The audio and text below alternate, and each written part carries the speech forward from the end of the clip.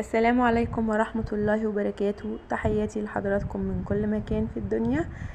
الجو حر جدا وما ينفعش طبعا يعدي الصيف من غير ما نعمل ايس كريم، ولازم يكون بطريقة سهلة ومكونات متوفرة ومش مكلفة.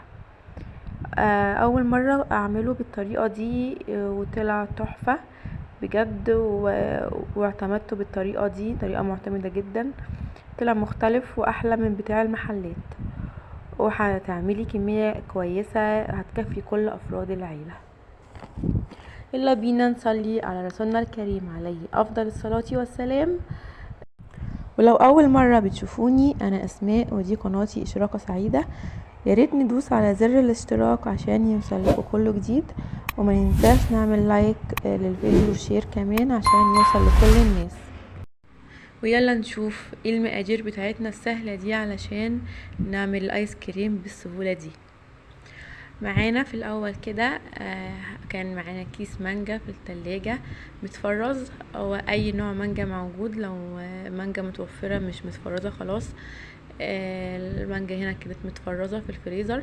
اوكي، كانت حوالي كيس كده نص كيلو تقريبا. ودي معانا ربع كريم شانتيه، ربع كيلو كريم شانتيه.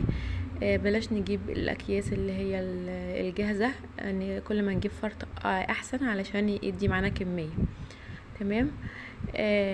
ومعانا كمان حوالي كوباية من الحليب، وكوباية اصغر شوية من الحليب المكثف اللي احنا كنا عملناه في فيديو قبل كده. تمام.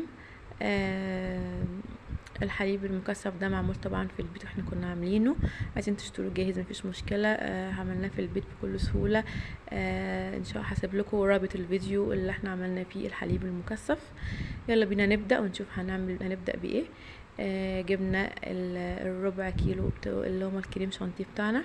تمام. وحطينا كوبايه الحليب، ويا ريت تكون يعني لازم تكون نكون طالعه من الفريزر. تمام، تكون يعني متلجه شويه.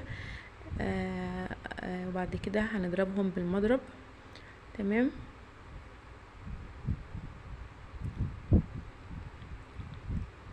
نفضل نضرب فيهم شويه كده.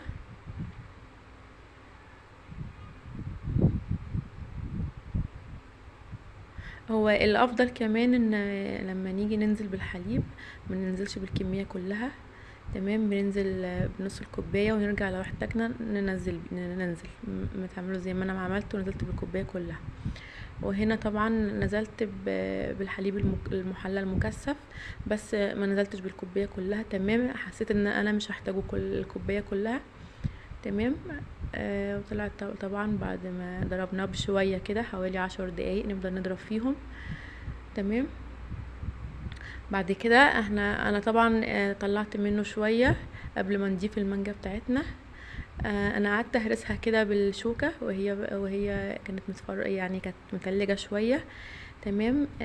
قبل ما تسيح خالص قعدت اعملها كده بالشوكه وهي في البوله كده، يعني ما حطيتهاش في خلاط ولا حاجه، عشان يعني تتهرس معانا تبقى زي القطع كده. تمام. وكده كده طبعا ادينا لها برضو ضربه بالمضرب كده. تمام.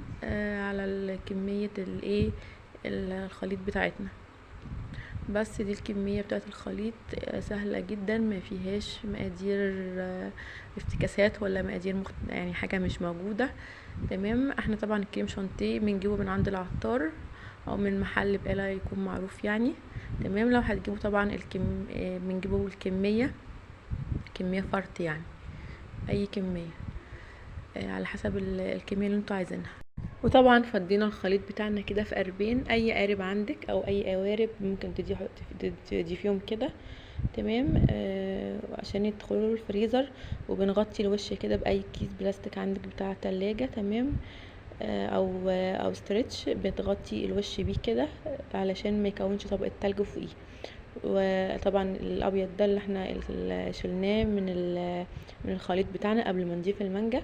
طبعا لما نضيف اي نوع فاكهة عندك او اي نكهة بتحبيها بتضيفيها على الخليط في الاخر كده عشان تعملي منها نكهات مختلفة. انا طبعا كده عملت اللي هو بالفانيليا والمانجا. تمام.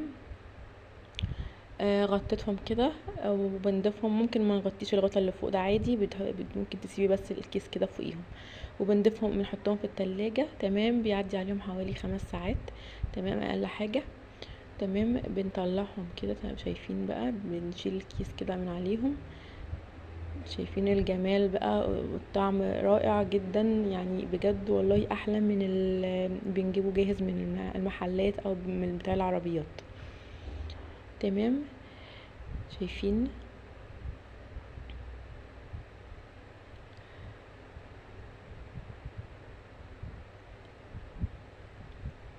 طبعا عمل معايا الكمية دي كده، ربع كيلو كريم شانتيه. تمام، لو جبتي كيلو او نص كيلو بردي كمية كبيرة برضو، او ممكن تعملي نكهات مختلفة. تمام، باي معلقة عندك او معلقة ايس كريم لو موجودة او متوفرة. طبعا بتعملي كده، بتحديه كده بالطريقة دي. تمام، وبتحطي في كوبايات ايس كريم عندك، او لو عندك طبعا لو جبتي بسكوت بتاع ايس كريم اللي هو الفريسكا ده.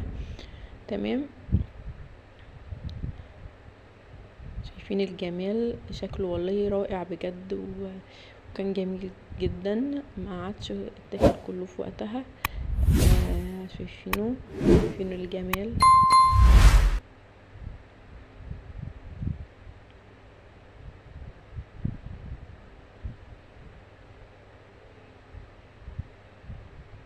اهو،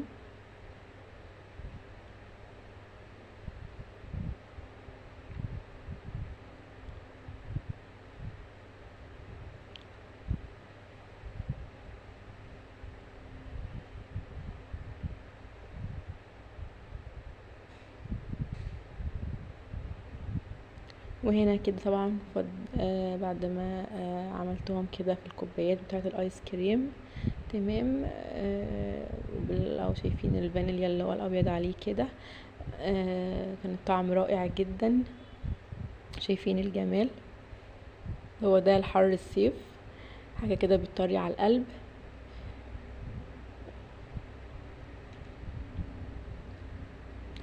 والنهاية كانت جميلة جدا. يعني لما تكوني بتحبي تعملي حاجة وفي الاخر تطلع معاكي بحاجة احسن من اللي انتي متوقعاها، الواحد بيتبسط قوي، وبيبقى يعني بتبقى حاجة لذيذة جدا.